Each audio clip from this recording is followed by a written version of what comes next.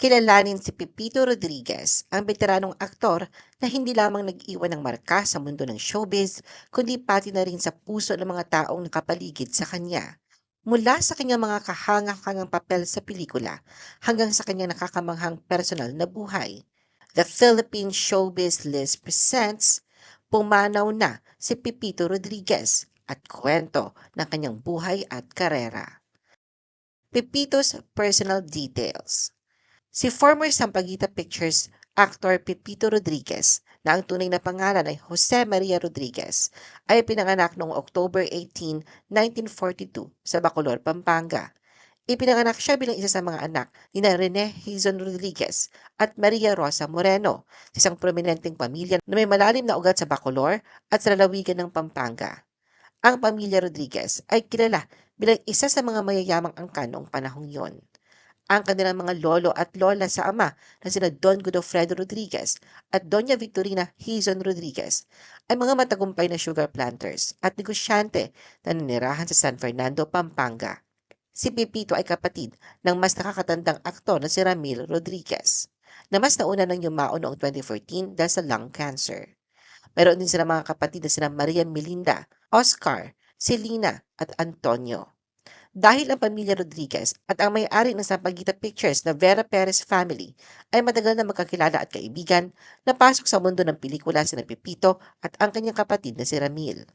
Kaibigan ni Pepito ang isa sa mga anak ni Dr. Jose Perez na si Pepito Vera Perez, kaya nakita siya at kapatid niyang si Ramil ni Dr. Perez at pareho silang kinontrata ng Sampaguita Pictures. Doon pareho silang binigyan ng screen test. Sa tulong naman ni Luis Gonzalez ay lalo silang na-expose sa mundo ng pelikula.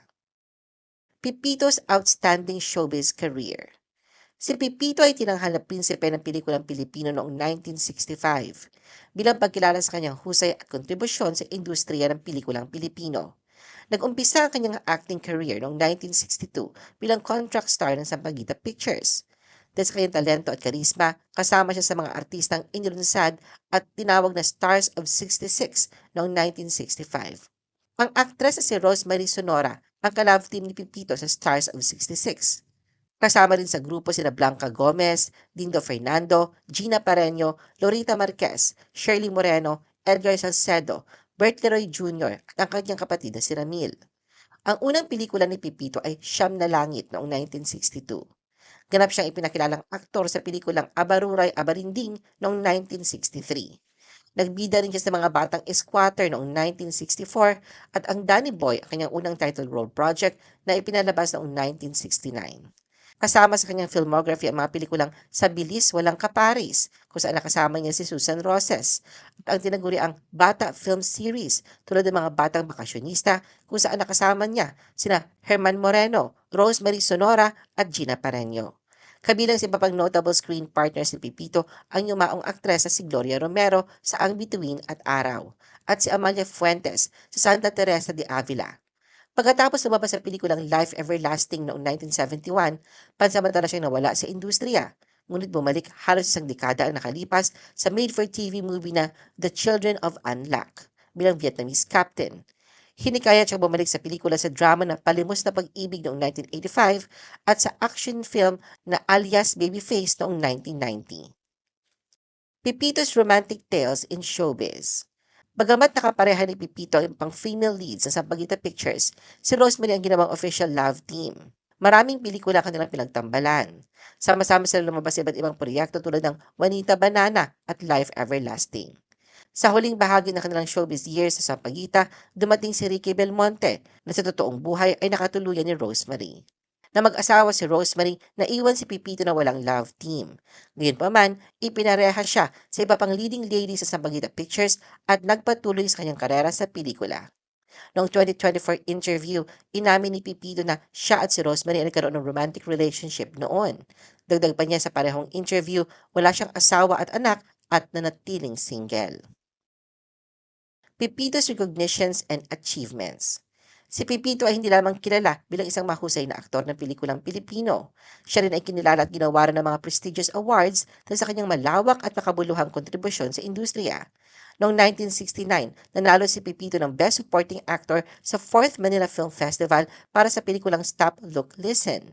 Decades later, noong May 2024, ipinagkaloob sa kanya ang parangal na Iconic Movie Actor of the Philippine Cinema 72nd Filipino Academy of Movie Arts and Sciences or FAMAS Awards. Ang naturang special award ay ibinigay bilang pasasalamat at pagkilala sa kanyang pangmatagalang ambag sa pelikulang Pilipino at kahusayan sa pag-arte sa loob ng maraming taon. Pipito's Life Beyond the Limelight. Matapos huminto sa kanyang acting career, nag-focus si Pipito sa kanyang negosyo ng mga medical equipment, kung saan naging matagumpay siya sa pagpapatakbo nito. Kahit na hindi na siya regular na umaarte, nananatili ang kanyang koneksyon sa industriya ng pelikula sa pamamagitan ng samahan ng mga veteranong artista na tinatawag na balik samahan. Kaya madalas pa rin silang nagkikita-kita at nagkakapagkwentuhan tungkol sa kanilang mga karanasan sa showbiz. Patuloy din siya nakikipag-ugnayan sa mga kasamahan na nakabase sa Amerika, kabilang na si Rosemary. Pipito's journey came to an end.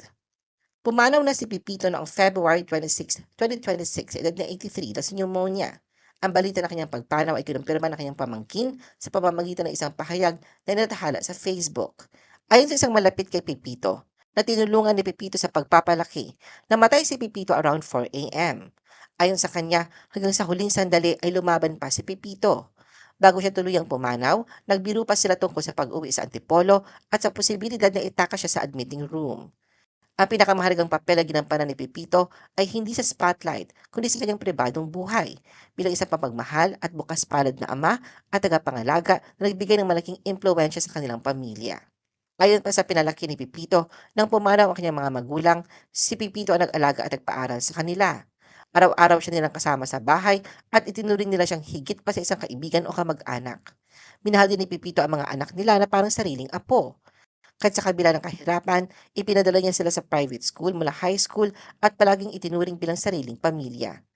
Pati sa kanyang huling mga araw, nanatiling maalalahanin si Pipito sa kanilang kapakanan. Sigurado siyang hindi sila pababayaan hanggang sa huling sandali ng kanyang buhay. Bukod sa pagiging mapagmahal na ama at kapangalaga, kilala rin si Pipito bilang isang mapagmalasakit na kapatid. Hindi niya gustong malaman ng kanyang mga kapatid na hindi siya maayos at labis ang pagmamahal niya sa kanila, lalo na sa nag-iisang buhay na kapatid na si Melinda.